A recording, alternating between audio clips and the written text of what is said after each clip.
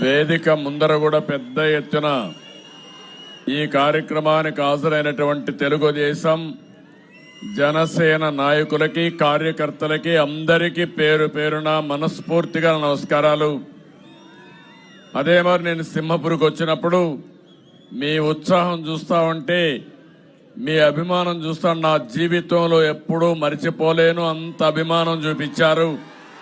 అలాంటి ప్రజానీకానికి మంచి ఎండ కూడా లెక్క పెట్టుకోకుండా మా ఆడబిడ్డలైతే పెద్ద ఎత్తున వచ్చారు. వారందరికీ పేరు పేరున మనస్ఫూర్తిగా నమస్కారాలు. నెల్లూరు అనగానే మనకు గుర్తొచ్చేది అమరజీవి పొట్టి శ్రీరాములు గారు. తెలుగు జాతి కోసం త్యాగం చేశాడు. ఒక రాష్ట్రం రావాలని నిరవధిక నిరాహార దీక్ష చేసి ప్రాణాలు అర్పించినటువంటి అమరజీవి పొట్టి శ్రీరాములు. మొట్టమొదటిసారిగా ఆయనకు నివాళులు అర్పించి ఒకసారి గుర్తు చేసుకొని ముందుకు పోదాం. అదే సమయంలో ఇక్కడ మీరు చూస్తే సారా వ్యతిరేక ఉద్యమం ఇక్కడే ప్రారంభమైంది. ఇప్పటి కూడా నాకు జ్ఞాపకం ఉంది. మహిళా శక్తిని చాటిన దూపగుండ రోసమ్మ ఇక్కడే. ఈరోజు మీరు చూస్తున్నారు అలాంటి వాళ్ళు సారా ఉద్యమంతో వ్యతిరేక ఉద్యమంతో పోరాడితే ఇప్పుడు జగన్మోహన్ రెడ్డి ఏం చేస్తున్నాడంటే బలవంతంగా మద్యం తాగించే పరిస్థితికి వస్తున్నాడు. దీనిపైన మనందరం కూడా ఆలోచించాల్సిన సమయం. పెద్ద పెద్ద ఉద్దండలు బెజవాడ గోపాల్ రెడ్డి గారి నుంచి అనేక మంది ఈ నెల్లూరు జిల్లాలో నుంచి రాజకీయాలకు వచ్చారు. వాళ్ళందరినీ చూస్తే నాకు అనిపిస్తుంది రాష్ట్ర రాజకీయాల్లో ఎప్పుడు కూడా నెల్లూరు జిల్లాకు ఒక ప్రత్యేకత ఉంది. అలాంటి సింహపురిలో రా కదిలి రా అంటే మీరు సింహంలాగా గర్జిస్తూ ఇక్కడికి వచ్చారు. మాకు కూడా కొంత ఆలస్యం అయింది దారిలో. ఎక్కడ చూసినా జనమే జనం. రోడ్లన్నీ కూడా బ్లాక్ అయిపోయినాయి. అందుకే కొంత ఆలస్యంగా కూడా వచ్చాం. కానీ మంచి మధ్యాహ్నం మీ ఉత్సాహం చూస్తా ఉంటే అనుమానమే లేదు 10 సీట్లు 2 పార్లమెంట్లు మనవే. తెలుగుదేశం జనసేన కూటమి ఈ జిల్లాలో కాదు రాష్ట్రంలో కూడా మనం గవర్నమెంట్ ఫామ్ చేయాల్సిన అవసరం ఉంది. ఇది చారిత్రక అవసరం అని చెప్పి కూడా నేను మీకు తెలియజేస్తున్నా. ఇక్కడే ఇప్పుడు శ్రీధర్ రెడ్డి గారు మాట్లాడారు. పక్కనే ఆనం రామనారాయణ రెడ్డి గారు ఉన్నారు. ఈరోజు మీరు చూస్తే జగన్మోహన్ రెడ్డి నువ్వు చేసేది తప్పని గళవిప్పిన వ్యక్తులు ఈ జిల్లా నుంచే రావడం చాలా సంతోషం అని చెప్పి కూడా నేను మీకు తెలియజేస్తున్నా. ఎక్కడో ఇక్కడ ప్రారంభం కావాలి. ఒక నిరంకుశ పాలనకి మనమందరం కూడా అర్థం చేసే పరిస్థితి రావాల్సిన అవసరం ఉంది. మీరు ఒక్కసారి చూడండి, 4 సంవత్సరాల 10 నెలల కంటే ముందు మీరందరూ కూడా అధికారం ఇచ్చారు. బుగ్గలు నిమిరారు, తల మీద చేయి పెట్టాడు, ఐస్ అయిపోయారు. మీరందరూ ఓట్లేశారు. నేను అడుగుతున్నా ఇక్కడుండే మిమ్మల్ని అందరినీ, మీ జీవితాల్లో మార్పు వచ్చిందా అని మిమ్మల్ని అడుగుతున్నా. ఎవరైనా బాగుపడ్డారా అని మిమ్మల్ని అడుగుతున్నా. అందరం బాధితులమే. ఈ రోజే మీరు చూశారు గల్లా జయదేవ్. మనం పరిశ్రమలు తెస్తే అమర్ రాజా బ్యాటరీ పైన దాడి చేసి ఇక్కడి నుంచి వేరే రాష్ట్రాలకు పారిపోయి ఒక రాజకీయ కుటుంబం ప్రస్తుతానికి రాజకీయాలు వద్దని విరమించుకున్నారంటే మీరందరూ అర్థం చేసుకోవాల్సిన అవసరం ఉంది. వేదిక పైన ఉండే వాళ్ళందరం కూడా బాధితులమే. ఈ రోజే నేను చూశాను మాచర్ల నియోజకవర్గంలో ఒక మత్స్య కార్మికుడు కేసులు పెట్టి వేధిస్తా ఉంటే పోలీసులు పిలిపించి ఎక్కడికక్కడ టార్చర్ చేస్తా ఉంటే భరించలేకుండా ఆత్మహత్య చేసుకున్నాడు. అంటే పోలీసుల టార్చర్ ని వేధింపుల్ని భరించలేక, వాళ్ళు కొట్టే దెబ్బలు భరించలేక ప్రాణం ఒకటేసారి తీసుకుందామని బలవంతపు మరణం చేసుకున్నారంటే అసలు ఈ రాష్ట్రంలో ప్రభుత్వం ఉందా తమ్ముళ్ళు అని మిమ్మల్ని అడుగుతున్నా. మీరొక్క విషయం గుర్తుపెట్టుకోవాలి. ఆంధ్రప్రదేశ్లో ఉండే ప్రజానీకం చాలా తెలివైన వాళ్ళు. ఒక్కొక్కసారి మోసపోతా ఉంటాం. అదే జరిగింది ఈరోజు. నేను ఒకటే నిన్న కూడా చూశాను. చెప్పిన తప్పు చెప్పకుండా అబద్ధాలు చెప్పి మళ్ళీ మోసం చేయాలనుకుంటున్నాడు. నేను ఒకటే మీకు హామీ ఇస్తున్నా, మీకు నాకు ఒక బాధ్యత ఉంది. నేను ఏమీ చేయలేదని మాట్లాడుతున్నాడు జగన్మోహన్ రెడ్డి. నువ్వు పుట్టక మునుపటి నుంచి నేను రాజకీయాలు చేస్తున్నా. ఆ విషయం నువ్వు గుర్తుపెట్టుకో. నువ్వు చెప్పకరా మీ నాన్న అడుగు కల్లో. మీ నాన్నే చెప్తాడు ఏం చేశానని. ఈరోజు ఒక హైదరాబాద్ నగరం భారతదేశంలోనే ఒక బ్రహ్మాండమైన నగరంగా ఉందంటే ఎవరేశారు ఫౌండేషన్? మిమ్మల్ని అడుగుతున్నా.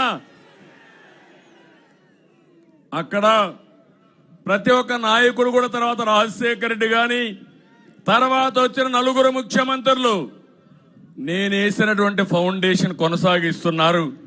దాని ఫలితాలు వస్తున్నాయి. ఆ రాష్ట్రంలో ఉండే ప్రజానీకానికి న్యాయం జరుగుతా ఉంది. నేనేం చేశామని అడుగుతున్నారు వైఎస్ఆర్ కాంగ్రెస్ నాయకులు, చోటా మోటా నాయకులంతా. నేనేం చేశానో మీ ఊర్లోకి వెళ్ళి ప్రపంచ నలుమూలలుండే ఐటీ ప్రొఫెషనల్స్ అడగండి, నేను ఏం చేశానో వాళ్లే చెప్తారు మీకు సమాధానం.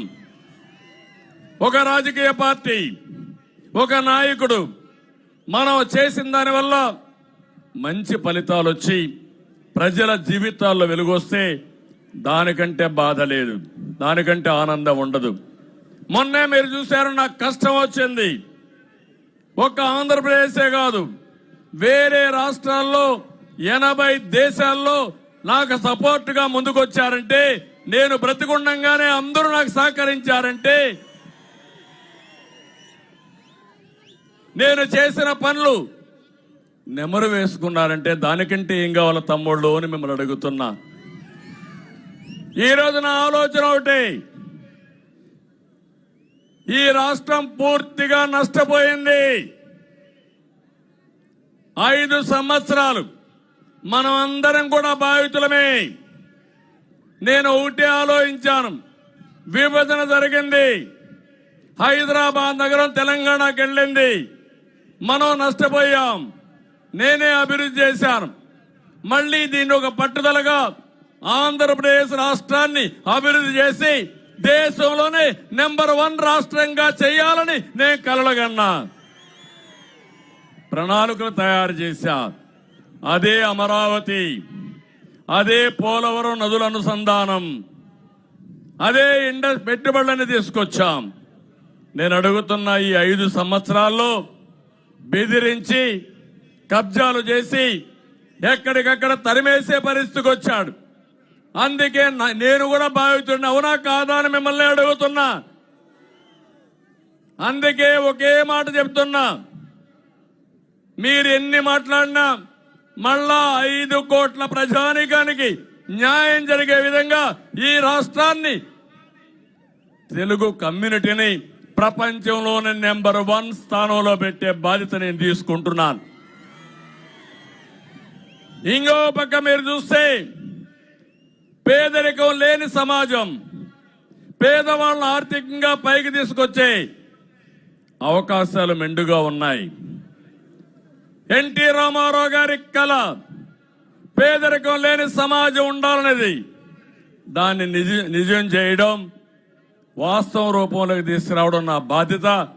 అందుకే చెప్తున్నా, అనునిత్యం నేను ఆలోచించేది పేదవాడి గురించి ఆలోచిస్తాను. మిమ్మల్ని ఆర్థికంగా పైకి తీసుకొచ్చే బాధ్యత తెలుగుదేశం పార్టీది, మాదని మరొక్కసారి మీ అందరికీ హామీ ఇస్తున్నా. కానీ ఈరోజు మనం ఒక్కసారి ఆలోచిస్తే 1, 2 కాదు, ఎక్కడ చూసినా విధ్వంసంతో, తుగ్లక్ విధానాలతో, సైకో ప్రవర్తనతో రాష్ట్రాన్ని అతలాకుతలం చేశారు. ఇష్టానుసారంగా చేసి ఇప్పుడు కూడా మళ్ళా బెదిరించే పరిస్థితికి వస్తున్నారు. అందుకే నేను మిమ్మల్ని ఒకటే కోరుతున్నా, రా కదిలి రా అనే పిలిపించాను. ఇది నా కోసరం కాదు, తెలుగుదేశం జనసేన పార్టీల కోసరం కాదు, మీ పిల్లల భవిష్యత్తు కోసరం, రాష్ట్ర భవిష్యత్తు కోసరం, 5 కోట్ల ప్రజల కోసరం. ఈ విషయం మీరందరూ గుర్తుపెట్టుకోమని మరొక్కసారి విజ్ఞప్తి చేస్తున్నా. అందుకే నిన్న సిద్ధం అనే మీటింగ్ పెట్టాడు. నువ్వు సిద్ధం మీటింగ్ ఏమో తెలియదు కానీ నువ్వు సిద్ధం అంటే నువ్వు టికెట్లు ఇచ్చిన వాళ్ళందరూ పారిపోతున్నారు. మాకు మీ టికెట్ వద్దు బాబు అని పారిపోతున్నారు. అవునా కాదా అని మిమ్మల్ని అడుగుతున్నా. అందుకే నేను పిలిపిస్తున్నా, వైఎస్ఆర్ కాంగ్రెస్ పార్టీలో ఉండే నాయకులు, ఆ పార్టీలో ఉండే కార్యకర్తలు ఈ రాష్ట్ర ప్రయోజనాల కోసం, 5 కోట్ల భవిష్యత్తు కోసం వారికి పిలిపిస్తున్నా. రా కదిలి రండి, ఇది మనందరి బాధ్యత. ఈ రాష్ట్రాన్ని బాగు చేద్దామని వారికి కూడా పిలిపిస్తున్నాను. మీరు కూడా రమ్మని గట్టిగా చప్పట్లు కొట్టి వారిని కూడా బాధ్యత గుర్తు చేయమని కోరుతున్నా. నేను అడుగుతున్న ఏ వర్గమైన ఆనందంగా ఉన్నారా తమ్ముళ్ళు? ఇప్పటికి కూడా మీరు ఒకసారి చూస్తే, ఉదాహరణ కొన్ని చెప్తున్నా, ఏ రైతైనా ఆనందంగా ఉన్నాడా? 5 సంవత్సరాల్లో చితికిపోయాడా లేదా రైతు? ధాన్యం కొనే పరిస్థితిలో ఉన్నారా వీళ్ళు? కడాన ధాన్యం కొనుగోళ్లు కూడా కమిషన్లు. వీళ్ళు మనుషులా రాక్షసులా నాకైతే అర్థం కావడం లేదు. అక్వా రంగం కుదేలైపోయింది. అవునా కాదా అని మిమ్మల్ని అడుగుతున్నా. మళ్ళీ హామీ ఇస్తున్నా, అక్వా రంగాన్ని బాగు చేసే బాధ్యత తెలుగుదేశం జనసేన తీసుకుంటామని మరొక్కసారి హామీ ఇస్తున్నా. వీళ్లే కాదు, నేనేం చేశాను అడిగారు. ఒకటే చెప్తున్నాను, 1,50,000 రూపాయలు రుణమాఫీ చేసి ఒకేసారి 50,000 రూపాయలు రుణమాఫీ చేసిన పార్టీ తెలుగుదేశం పార్టీ, తెలుగుదేశం ప్రభుత్వం. నువ్వేమిచ్చావు? 7,500, మొత్తం కలిపితే 37,500. గిట్టుబాటు ధర లేదు, సబ్సిడీలు లేవు, వ్యవసాయ శాఖ ఎత్తేశారు. దేశంలో ఎక్కువ అప్పుండే రైతాంగం ఆంధ్రప్రదేశ్ లో ఉన్నారు. ఎక్కువ ఆత్మహత్యలు చేసుకునే రైతాంగం, కౌలు రైతులు మన రాష్ట్రంలో ఉన్నారు. దీనికి సమాధానం చెప్పమంటున్నా. ఎదురు దాడి చేయడం కాదు, ధైర్యం ఉంటే సమాధానం చెప్పండి.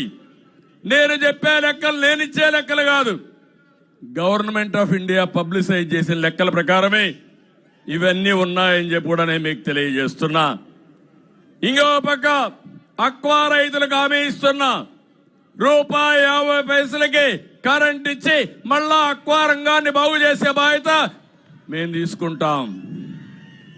ఇది కాకుండా నిన్న కూడా మనం చూసాం, ఆయన మాట్లాడుతూ ఒక్క ఛాన్స్ అనే మోసంతో ఫేక్ ప్రచారాలతో అధికారంలోకి వచ్చాడు. 5 ఏళ్ల తర్వాత కూడా మళ్ళా అబద్ధాలే చెబుతున్నాడు. దీంట్లో ఆయన ఎక్కడ చదివాడో తెలియదు కానీ అబద్ధాలు చెప్పడంలో మాత్రం PhD సాధించారు. మనందరం ఆయనకి PhD ఇవ్వాలి. అలాంటి ముఖ్యమంత్రి నేనంటున్నా, ఒక విషయం గుర్తుపెట్టుకోండి. నిన్న పురాణాన్ని గురించి మాట్లాడుతున్నాడు. నేను అభిమన్యుడిని కాను, అర్జునుడిని. నువ్వు అభిమన్యుడు కాదు, అర్జునుడివి కాదు, నువ్వు భస్మాసురుడివి. ఎవరైతే ప్రజలు ఓటేశారో వాళ్ళ నెత్తి మీద చేయబెట్టిన వ్యక్తివి నువ్వు. మళ్ళీ రేపు రాబోయే రోజుల్లో 70 రోజులే, 73 రోజులే, 72 అనుకుంటాను ఈ రోజు నుంచి. 72 రోజుల్లో ఆ ఓటు నీ నెత్తిన పెట్టి నీకు వ్యతిరేకంగా వేసి నిన్ను భస్మాసుర వధ చేసే బాధ్యత 5 కోట్ల ప్రజానీకం అని చెప్పి నేను మీకు తెలియజేస్తున్నా. ఇంకో పక్క మీరు ఒకసారి చూస్తే ఒక్కసారి మీరు ఆలోచించండి, అన్ని అసత్యాలే, అన్ని అబద్ధాలే. ఆయన చాలా పేద బిడ్డ, తినేయడానికి కూడా తిండి లేదు పాపం, ఉండడానికి కూడా ఇల్లు లేదు పాపం. అంటే పేద బిడ్డ అన్నా క్యాంటీన్ తీసేశాడు. ఇంకో పక్క నేను అడుగుతున్నా, పేదవాళ్ళ పట్టగొట్టిన వ్యక్తివి నువ్వు పేదవాళ్ళ ప్రతినిధిని చెప్పడానికి అర్హత ఏముందని అడుగుతున్నా. చంద్రన్న బీమా, పండుగ కానుకలు, వ్యవసాయ సబ్సిడీలు, విదేశ విద్య, ఇలాంటివి 100 కార్యక్రమాలు రద్దు చేసిన వ్యక్తి పేద బిడ్డ. ఇంకో పక్క ఈ దేశంలో గుర్తుపెట్టుకోండి, అందరికంటే అందరూ ముఖ్యమంత్రులకు ఎన్ని ఆస్తులు ఉన్నాయో అన్ని ఆస్తులు జగన్మోహన్ రెడ్డికున్నాయి పేద బిడ్డ పాపం. అంటే ఎవడికి చెప్తున్నాడు నాకు అర్థం కాలేదు. ఇంకో పక్క ఇల్లే లేదు పాపం ఈయనకు. తాడేపల్లిలో ఒక పెద్ద ప్యాలెస్, బెంగళూరులో ఒక పెద్ద ప్యాలెస్, పులివెందల్లో ఒక ప్యాలెస్, హైదరాబాద్ లో లోటస్ ప్యాలెస్, నిన్ననే రిషికొండను బోడుగుండు కొట్టించి అక్కడ ఒక పెద్ద ప్యాలెస్ 500 కోట్లతో. ఈ పేద బిడ్డ బతకలేడు కాబట్టి 500 కోట్లు, అది కూడా సముద్రం ఫేసింగ్ పెట్టి ఒక కొండ పైన ఆయనకు ప్యాలెస్ ఉంటే తప్ప ఆయన పేదవాళ్ళు గుర్తురారు, పేదవాళ్ళని చెప్పుకోలేడు పాపం అలాంటి వ్యక్తి. ఇంకో పక్క మీరు చూస్తే అందరికి ఉద్యోగాలు ఇచ్చేసాడంట. ఇచ్చాడ తమ్ముళ్ళ మీకు అందరికి ఉద్యోగాలు? జాబ్ క్యాలెండర్ వచ్చిందా మీకు? డిఎస్సి పెట్టాడా మీకు? నిన్నంటాడు అందరికి ఉద్యోగాలు ఇచ్చా. సచివాలయంలో వాలంటీర్ ఉద్యోగం, మటన్ కొట్లో లేకపోతే ఫిష్ మార్కెట్ ఉద్యోగాలంట. మొన్నే 24% నిరుద్యోగులున్నారని ఆంధ్రప్రదేశ్ లో. దేశంలోనే ఎక్కువ శాతం నిరుద్యోగులుండే రాష్ట్రం ఆంధ్రప్రదేశ్ రాష్ట్రం. బాధ అనిపించదా మీకు? సిగ్గు అనిపించదా అబద్ధం చెప్పడానికి? దీనికంటే అబద్ధాలే ఉన్నాయి. మళ్ళీ హామీ ఇస్తున్నా, తెలుగుదేశం జనసేన ప్రతి ఒక్క తమ్ముడికి ఉద్యోగాలు ఇస్తాం, ఉపాధి కల్పిస్తామని మీ అందరికీ హామీ ఇస్తున్నా. 5 ఏళ్లలో 20 లక్షల ఉద్యోగాలు ఇస్తాం, డిఎస్సి పెడతాం, ప్రభుత్వంలో ఉద్యోగాలు ఇస్తాం. ఉద్యోగం వచ్చే వరకు 3,000 రూపాయలు నిరుద్యోగ భృతి ఇచ్చే పరిస్థితి తీసుకొస్తాం. ఇంకో పక్క ఎక్కడికక్కడ గ్రామాల్లో వెలుగులు వచ్చాయంటే ఈయన వల్ల ఏం చేశారని అడుగుతున్నా. ఆ రోజు ఇంటింటికి గ్యాస్ సిలిండర్ ఇచ్చిన ఘనత తెలుగుదేశం పార్టీది, అవునా కాదా అని మిమ్మల్ని అడుగుతున్నా. ఇంటింటికి మరుగుదొడ్లు కట్టించిన పార్టీ తెలుగుదేశం పార్టీ. గ్రామంలో సిమెంట్ రోడ్లు వేసింది తెలుగుదేశం పార్టీ. ఇంకో పక్క ఎల్ఈడి బల్బులు పెట్టి వెలుగులు తెచ్చిన పార్టీ తెలుగుదేశం పార్టీ. కడాన చెత్త నుంచి కాంపోస్ట్ తయారు చేయడానికి షెడ్లు కట్టి ఆ కార్యక్రమాన్ని చేసి అన్నిది చేశారు. 5 ఏళ్లలో గ్రామాల్లో ఒక పని చేశారా అని మిమ్మల్ని అడుగుతున్నా. సర్పంచులకి, స్థానిక సంస్థలకి అధికారాలు తీసేసిన వ్యక్తి ఈ జగన్మోహన్ రెడ్డి. వాళ్ళకి ఇచ్చే డబ్బులు కూడా కొట్టేశాడు. కడాన వాళ్ళకి అధికారాలు లేవు.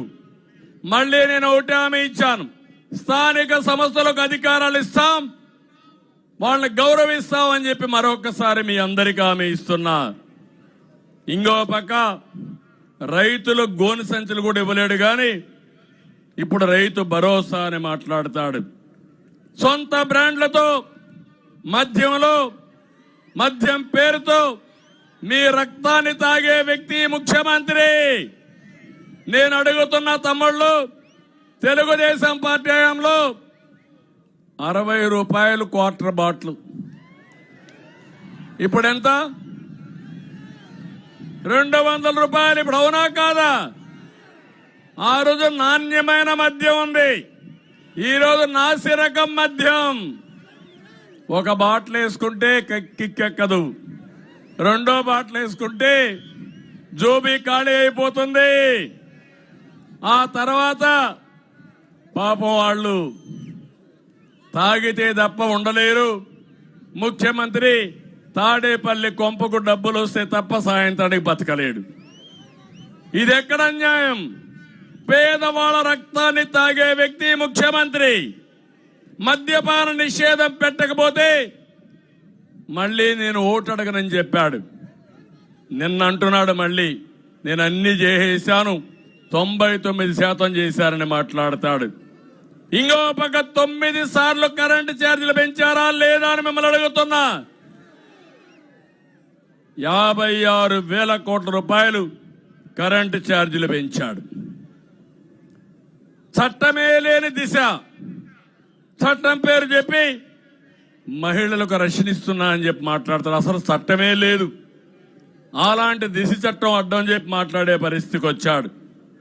బీసీ, ఎస్సీ, ఎస్టీ, మైనారిటీకి నేను అడుగుతున్నా, మీకేమైనా ₹1 ఇచ్చాడా? ప్రత్యేకంగా ఏమైనా చేశాడా? ఇక్కడ ఈ జిల్లాలో యానాదులు ఉన్నారు. నేనే ఆ రోజు యానాదుల కోసం ఐటీడీఏ పెట్టి వాళ్ళని ఆర్థికంగా పైకి తేవడానికి నేను ముందుకు పోయాను. కనీసం ₹1 ఇచ్చాడా అని అడుగుతున్నా. వాళ్ళు నష్టపోయే పరిస్థితికి వచ్చారు. అందుకే ఈ జగన్ మోహన్ రెడ్డి మీ బిడ్డ కాదు, ఈ రాష్ట్రానికి క్యాన్సర్ గడ్డ. అలాంటి క్యాన్సర్ గడ్డను ఆపరేషన్ చేయాలనా లేదా అని మిమ్మల్ని అడుగుతున్నా. ఇంకో పక్క అందుకే ప్రజలు నిర్ణయించారు, నీ ఫ్యాన్కు 3 ముక్కలున్నాయి, 3 రెక్కలున్నాయి. తొందరలోనే 3 రెక్కల్ని విరిచి పక్కన పడేస్తారు.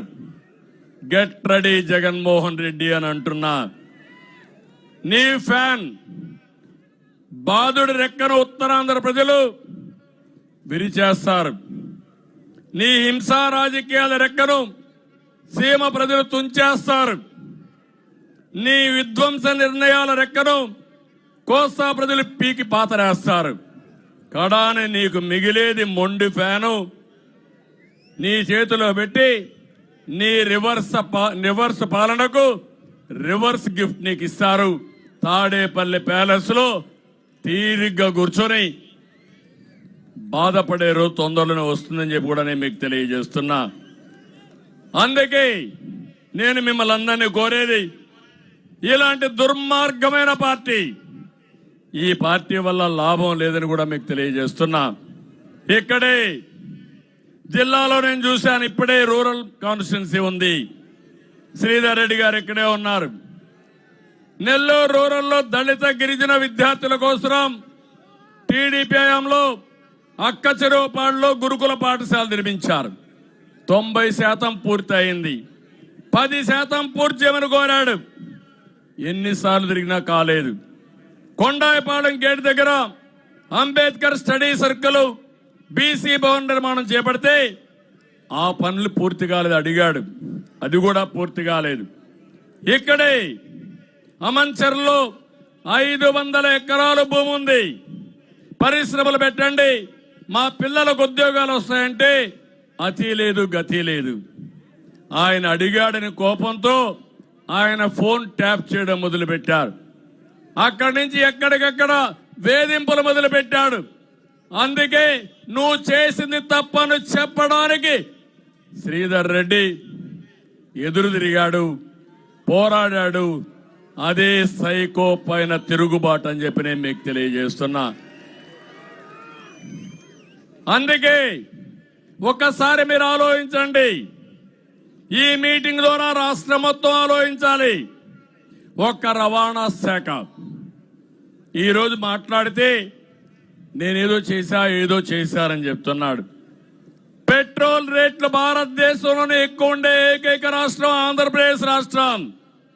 అందుకే మన వాళ్ళు పోతే తమిళనాడు నుంచి వస్తా ఉంటే సూడూరుపేటకు అవతలనే పెట్రోల్ వేసుకొని వస్తారు. కర్ణాటక నుంచి వస్తే కర్ణాటక బార్డర్లో పెట్రోల్ వేసుకొని వస్తారు. అంటే ఎక్కడ పోయినా మనకంటే 10 రూపాయల నుంచి 20 రూపాయలు చౌకగా పెట్రోల్ డీజిల్ దొరికే పరిస్థితి వచ్చింది. ఒక ఆటో ఒక నెలలో కనీసం అదనంగా 1500 నుంచి 2000 రూపాయలు పే చేస్తున్నాడు. అంటే సంవత్సరంలో 24,000 రూపాయలు ఒక పెట్రోల్ డీజిల్ పైన అదనంగా పే చేస్తాడు. ఇది కాకుండా రోడ్లన్నీ పోయినాయి. రోడ్లు పోయినాయి కాబట్టి ఎక్కడికక్కడ రిపేర్లు వస్తాయి. దీనికి కనీసం 10,000 నుంచి 15,000 రూపాయలు రిపేర్ ఛార్జీలు అవుతున్నాయి. ఇది కాకుండా ఇంకో పక్క మీరు చూస్తే చలానా పేరుతో యూనిఫామ్ లేదని, లేకపోతే సరైన రికార్డులు లేవని ఎక్కడికక్కడ వాళ్ళని వేధించే పరిస్థితికి వచ్చారు. కాకి చొక్కా వేసుకోలేదని, స్పీడ్ ఎక్కువైందని, బీమా లేదని, రాంగ్ రూట్ అని, ఫిట్నెస్ సర్టిఫికెట్ లేదని వేధింపులు మొదలైనాయి. మొత్తం కలిసి ఒక ఆటో కార్మికుడి పైన అదనంగా 50,000 రూపాయలు భారం పడింది. నువ్వు ఇచ్చేది ఎంత? 10,000 రూపాయలు. అది కూడా ఎంతమందికి ఇస్తున్నావు? 10 లక్షల మంది డ్రైవర్లుంటే నువ్వు ఇచ్చేది 2,60,000 మందికి. అంటే మీరు దోచుకున్నది 5,000 రూపాయలు, మీరిచ్చింది 260 రూపాయలు. దీనిపైన రోజువారీగా నేను ఆటో డ్రైవర్లకు అది చేశా, ఇది చేశానని చెప్పే పరిస్థితిలో ఉన్నాడు. ఇంకో పక్క మీరు చూస్తే గ్రీన్ ట్యాక్స్ అదనంగా కర్ణాటకలో 200, తమిళనాడులో 500, తెలుగుదేశం పార్టీ హయాంలో 200, ఇప్పుడు కనిష్టం 2,395, గరిష్టం 30,820 రూపాయలు. ఇది దోపిడీ కాకపోతే ఏమవుతుందని అడుగుతున్నాను. దీంతో రవాణా రంగం కుదేలైంది. తెలుగుదేశం పార్టీ హయాంలో డ్రైవర్ లారీ ఓనర్ అయ్యాడు. వీళ్ళ హయాంలో లారీ ఓనరు క్లీనర్ గా తయారయ్యాడు. తమ్ముళ్ళు, అది వీళ్ళ యొక్క పరిపాలన. ఇది ఒక చెత్త పరిపాలన. ఇంకో పక్క ఆరోగ్యశ్రీ ఉదరగొడుతున్నాడు. నేను ఆరోగ్యశ్రీ ఇచ్చానని నేను అడుగుతున్నా. మీరు నమ్మితే ఇంకా మనం గోయిందా. ఆయనకు ఒక పేపర్ ఉంది, సాక్షి, ఇక్కడ కూడా ఉంటాడు అనుకుంటా. నెగిటివ్ గా రాసి తప్ప ఇంకేం ఉండదు. అందుకే మీరేమన్నాడంటే, మీరు ఒకసారి చూస్తే 1,000 రూపాయల కంటే ఎక్కువ ఉంటే మొత్తం ప్రభుత్వం పెడతామన్నారు. పెట్టారా అని నేను అడుగుతున్నాను. నిన్ననే అన్ని హాస్పిటల్స్ లో ఈ ఆరోగ్యశ్రీ పేషెంట్లు మేము తీసుకోమని చాలా స్పష్టంగా చెప్పి బోర్డులు పెట్టేశారు. అంటే కనీసం పేదవాడి ఆరోగ్య ఖర్చులు కూడా భరించలేని మీరు బ్రహ్మాండంగా పేదవాడి ఆరోగ్యాన్ని బాగు చేశారా నేను అడుగుతున్నా. మాట్లాడితే రౌడిజం చేస్తున్నారు, వాళ్ళపైన కూడా దాడి చేస్తున్నారు. ఇంకో పక్క ఇవన్నీ ఏమో గాని ఎవరన్నా చనిపోతే మహాప్రస్థానం పేరుతో ఆ రోజు ప్రత్యేక వాహనం పెట్టి గౌరవప్రదంగా మీ ఇంటికి తీసుకొస్తే ఇప్పుడు చూస్తా ఉంటే మొన్న కూడా పేపర్లో వస్తున్నాయి. చనిపోయిన భార్యని బిడ్డని స్కూటర్ పైన ఎక్కించుకుని ఇంటికి డెడ్ బాడీ తీసుకొస్తున్నారంటే ఇది ఒక ప్రభుత్వాన్ని మిమ్మల్ని అడుగుతున్నా, ఆలోచించమని రాష్ట్రాన్ని కోరుతున్నా. ఆ రోజు తల్లి బిడ్డ ఎక్స్ప్రెస్ పెట్టాం. ఎవరైనా డెలివరీకి రావాలంటే తీసుకొని వచ్చి సురక్షితమైన డెలివరీ చేపించి మళ్ళీ వాళ్ళందరినీ ఇంటికి తీసుకు వదిలిపెట్టాం. పిల్ల బిడ్డ గాని తల్లి గాని ఆరోగ్యంగా ఉండాలని అన్ని ప్రికాషన్స్ తీసుకున్నాం. ఇప్పుడు హాస్పిటల్కి పోయే దిక్కులేక మోసుకుంటూ డోర్లు కట్టుకొని దారిలోనే రోడ్డు మీద డెలివరీ చేసే పరిస్థితికి వచ్చారంటే ఇది నాగరిక ప్రపంచమా లేదా మీరే ఒక్కసారి ఆలోచించాల్సిందిగా నేను కోరుతున్నా. ఇంకో పక్క మీరు ఒకసారి చూడండి, టిట్కో ఇండ్లు కట్టాం. నేనే ఆ రోజు కట్టాను. 3,60,000 ఇళ్ళు ఒక స్టేజ్ తీసుకొచ్చాం. మామూలుగా కాదు. ఈ నెల్లూరు జిల్లాలో 44,000 ఇండ్లు టిట్కో ఇండ్లు కట్టక ఘనత తెలుగుదేశం పార్టీది. ఎవరికో పెట్టిన బిడ్డకు వీళ్ళు పేరు పెట్టుకున్నట్టు మనం కట్టిన ఇండ్లకు ఈయన రంగేసుకున్నాడు. అవునా కాదా అని మిమ్మల్ని అడుగుతున్నా. మీరు కట్టారా ఇండ్లు? మీకు అర్హత ఏముంది? ఆ ఇండ్లు పూర్తి చేశారా? మీరు పూర్తి చేయకుండా ఆ రోజు కట్టిన ఇండ్లు ఈ విధంగా నువ్వు ఇచ్చేసి తప్పుడు విధానాలతో ముందుకు పోయే పరిస్థితికి వచ్చారు. ఈ ముఖ్యమంత్రి ఎలాంటి ముఖ్యమంత్రి అంటే భూమి మీది మీ తాత ముత్తాత ఇచ్చారు వారసత్వంగా. ఆ పట్టాదారు పాస్ పుస్తకం పైన ఫోటో ఎవరిది తమ్ముళ్ళు? సైకోది. భూమి సర్వే అన్నాడు, సర్వే రాళ్ళు నాటాడు, దాని మీద ఫోటో ఎవరిది? ఇది న్యాయమా అని మిమ్మల్ని అడుగుతున్నా. ఇది ఈయన విధానం. అందుకే నేను ఒకటే చెప్పాను, రేపు జరిగే ఎన్నికల్లో జగన్ పతనం ప్రారంభమైంది. దేవుడు కూడా కాపాడలేడు. సినిమా అయిపోయింది. అందుకే అంటున్నాడు స్టార్ క్యాంపైనర్స్ అంటున్నాడు. ఈయన ద్వారా బాధపడిన ప్రతి ఒక్క వ్యక్తి స్టార్ క్యాంపైనరే. ఈరోజు నిద్రలేసా సాక్షి పేపర్ చదవద్దండి, పనికి మాలిన పేపర్ అది. అసత్యాలు తప్ప ఏమి ఉండవు దాంట్లో. కానీ ఇతను మాత్రం నాకేమీ లేదు, నాకేమీ లేదు, పేపర్ లేదు, టీవీ లేదు, అందరూ నాకు వ్యతిరేకం అని మాట్లాడే పరిస్థితిలో ఉన్నాడు. నేను ఒకటే చెప్తున్నా, జగన్ ఓడించడానికి ప్రతి నిరుద్యోగి ఒక స్టార్ క్యాంపైనరే. ఎండిన ప్రతి ఒక్క ఎకరం, మండిన ప్రతి రైతు గుండె రేపు ఎన్నికల్లో స్టార్ క్యాంపైనర్స్ గా పనిచేస్తారు. పన్నుల బాధలకు గురైన ప్రతి ఒక్క పేదవాడు నా స్టార్ క్యాంపైనరే. నాణ్యత లేని మద్యంతో ప్రాణాలు పోగొట్టుకున్న ప్రతి ఒక్క కుటుంబం తెలుగుదేశం పార్టీకి, ప్రజాస్వామ్య పరిరక్షణకు స్టార్ క్యాంపైనర్స్ అని చెప్పి నేను మీకు తెలియజేస్తున్నా. రేపు జరిగే ఎన్నికల్లో 5 కోట్ల ప్రజలు కూడా స్టార్ క్యాంపైనర్స్ గా తయారు చేసి వైఎస్ఆర్ కాంగ్రెస్ పార్టీని భూస్థాపితం చేస్తామని శపథం చేయాల్సిన అవసరం ఉంది. ఇక్కడికి వస్తే ఎమ్మెల్యేలు మీరందరూ చూస్తున్నారు. ఇక్కడ మా అజీజ్ గాని, పక్కనుండే శ్రీనివాసరెడ్డి గాని, వీళ్ళంతా ఏ విధంగా పోరాడారో మీరే చూశారు. ఇక్కడ ఒక ఎమ్మెల్యే ఉన్నాడు, అనిల్ కుమార్. అభివృద్ధి నిల్లు, మాటలు ఫుల్లు. ఇతని గురించి చెప్పాలంటే చాలా సమయం పడుతుంది. పోలవరం చర్చ వస్తే 1% 0.5% అంటాడు. పోలవరం ఎప్పుడు పూర్తి చేస్తామంటే బుల్లెట్ దిగుతుందంటాడు.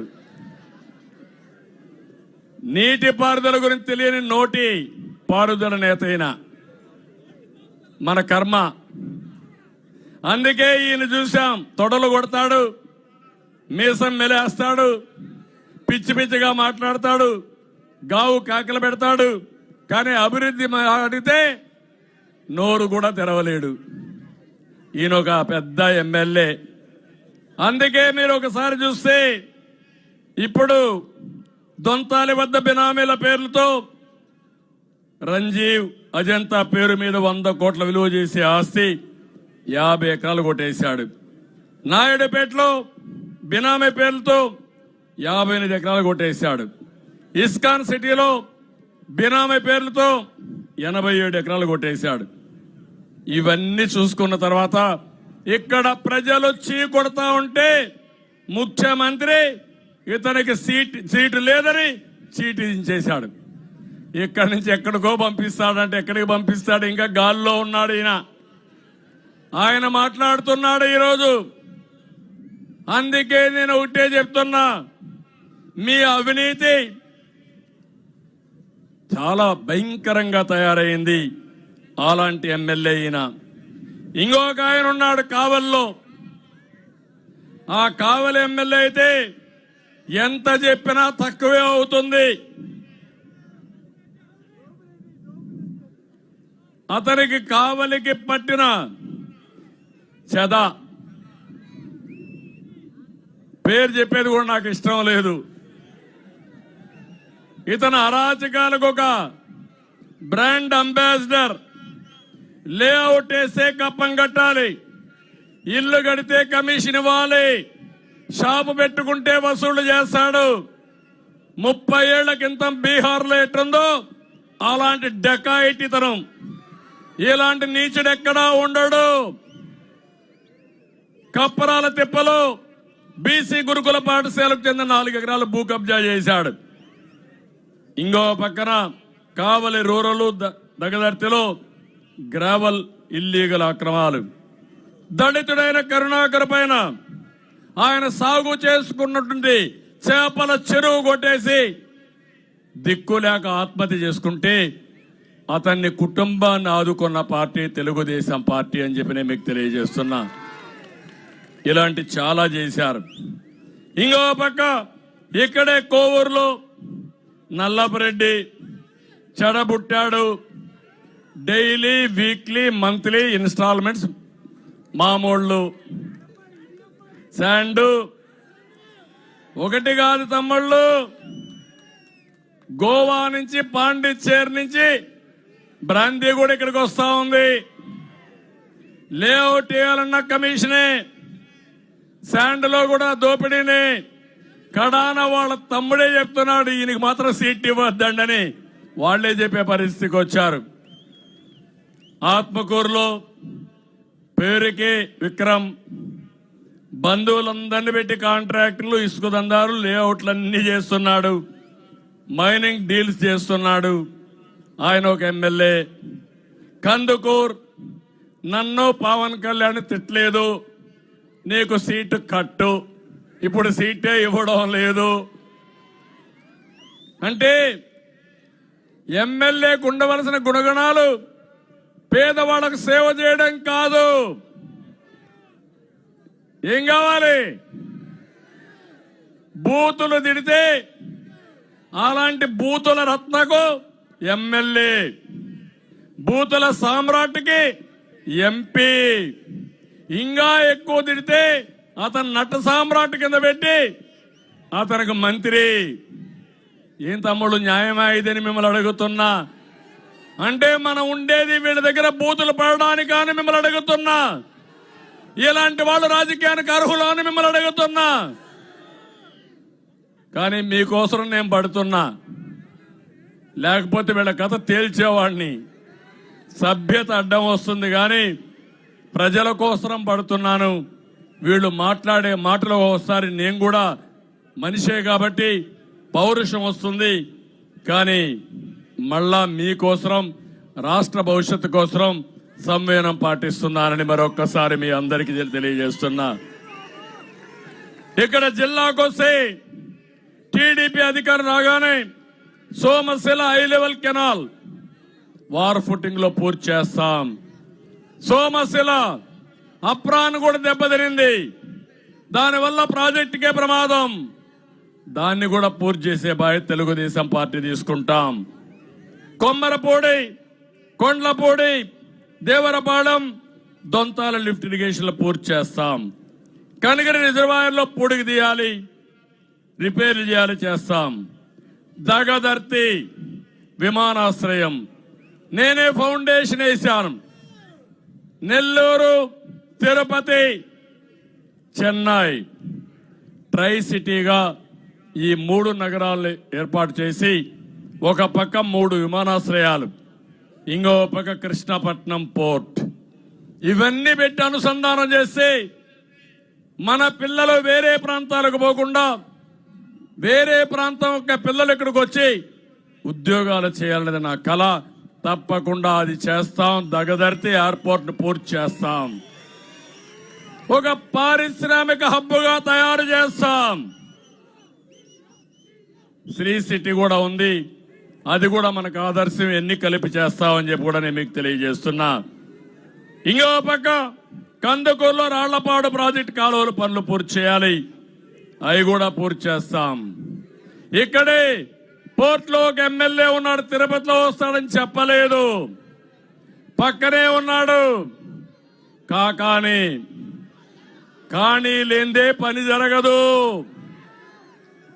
పోర్ట్ ను కూడా అడ్డం పెట్టుకొని డబ్బులు దోచేస్తూ అక్కడ కూడా కార్యక్రమాలు జరగకుండా చేసి ప్రబుద్ధుడినని చెప్పి కూడా నేను మీకు తెలియజేస్తున్నా. రాళ్లపాడు ప్రాజెక్టు కాలువ పూర్తి చేస్తాం. ఉలవపాడు మామిడి మార్కెట్ ప్రారంభానికి నోచుకోలేదు, దాన్ని కూడా పూర్తి చేస్తాం. ఉదయగిరి పరిధిలో పెద్దిరెడ్డిపల్లి రిజర్వాయర్ పనులు కూడా పూర్తి చేస్తామని చెప్పి కూడా నేను మీకు తెలియజేస్తున్నా. ఈరోజు నేను ఒకటి అడుగుతున్నా మిమ్మల్ని, కూల్చుడు నొక్కుడు బుక్కుడు దంచుడు బాధుడ ప్రభుత్వాన్ని భూస్థాపితం చేయడానికి మీరు సిద్ధమవునా కాదా అని మిమ్మల్ని అడుగుతున్నా. అందుకే రా కదిలిరా కార్యక్రమాన్ని పెట్టుకున్నాం. మీలో చైతన్యం తేవడానికి వచ్చాం. జనసేన తెలుగుదేశం పార్టీ ఎప్పుడైతే కలిచాయో అప్పుడే వీళ్ళ సీన్ అయిపోయింది, వాళ్ళకు అర్థమైపోయింది. అందుకే ఈరోజు విమర్శలకు పరిమితం అవుతున్నారు, కానీ డైఫర్లు పెట్టుకొని తిరుగుతున్నారు. పాపం నిద్ర లేస్తే పడుకుంటే నేనే జ్ఞాపకం వస్తా, పవన్ కళ్యాణ్ జ్ఞాపకం వస్తాడు. వాళ్ళకి నిద్ర పడడం లేదు. రేపో ఎల్లుండో వెంటిలేటర్స్ పైకి వెళ్ళిపోతారు తమ్ముళ్ళు వీళ్ళంతా. అదే జరుగుతుంది. అందుకే నేను ఇప్పుడు మిమ్మల్ని అందరినీ కోరుతున్నా, రా కదిలిరా. ఇది ఒక ప్రజా కార్యక్రమం కావాలి. 5 కోట్ల మంది భాగస్వాములు కావాలి. అందరం కలిసి ఈ పార్టీని బంగాళాఖాతంలో కలిపేసి మన భవిష్యత్తుకు నాంది పలికి మళ్ళీ మన పిల్లల భవిష్యత్తుకు మనం అందరం శ్రీకారం చుట్టాల్సిన అవసరం ఉంది. అందుకే నేను పిలిపిస్తున్నా, అన్నదాతను రక్షించేందుకంటే రా కదిలిరా అని పిడికిలు బిగించి మీరు చెప్పాలి. అన్నదాతను రక్షించేందుకు, అక్వా రంగాన్ని కాపాడేందుకు, మన బిడ్డల ఉద్యోగాల కోసం, సైకో పాలన అంతం కోసం రాతి యుగం పోవాలి, స్వర్ణయుగం రావాలి. ఫైనల్ గా తెలుగుదేశం జనసేన ఐక్యత అంటే మీరు వర్ధిల్లాలని గట్టి చెప్పాలి. తెలుగుదేశం జనసేన ఐక్యత, తెలుగుదేశం జనసేన ఐక్యత. మళ్ళీ మిమ్మల్ని అందరినీ కోరుతున్నా, ఈరోజే చింతల అశోక్ కుమార్ ఇక్కడ అబ్బాయే ఇచ్చాపురం నుంచి తడ వరకు, తడ నుంచి తిరుమల వరకు 1200 కిలోమీటర్లు పాదయాత్ర చేస్తున్నాడు. ఆయన ఒకటే ఆశయం పెట్టుకున్నాడు, అంబేద్కర్ ఆశయం కోసం చంద్రన్న ఆచరణ చేస్తున్నాడు. ఆయనకు సంఘీభావంగా చేయాలని, ప్రజల బ్రతుకు బాగుండాలంటే మళ్ళా తెలుగుదేశం రావాలని 1200 కిలోమీటర్లు పాదయాత్ర చేస్తున్నాడు.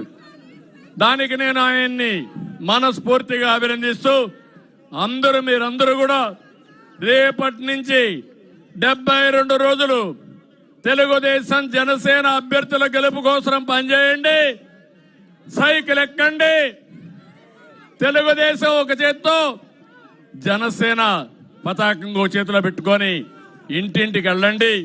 నేను ఒకటి హామీ ఇస్తున్నా, మళ్ళా మీ భవిష్యత్తు బంగారు భవిష్యత్తు చేసే బాధ్యత మేము తీసుకుంటామని ప్రతి ఒక్కరికి హామీ ఇస్తూ, అందరికి విజ్ఞప్తి చేస్తూ, అందరికి నమస్కారాలు. జై హింద్.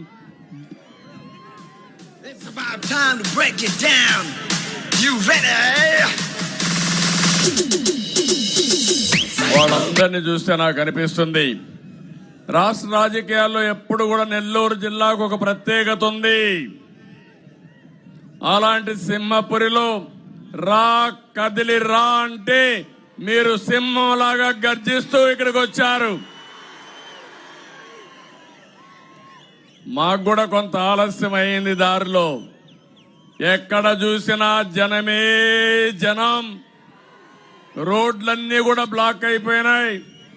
అందుకే కొంత ఆలస్యంగా కూడా వచ్చాం. కానీ మంచి మధ్యాహ్నం మీ ఉత్సాహం చూస్తా ఉంటే అనుమానమే లేదు, 10 సీట్లు 2 పార్లమెంట్లు మనవే.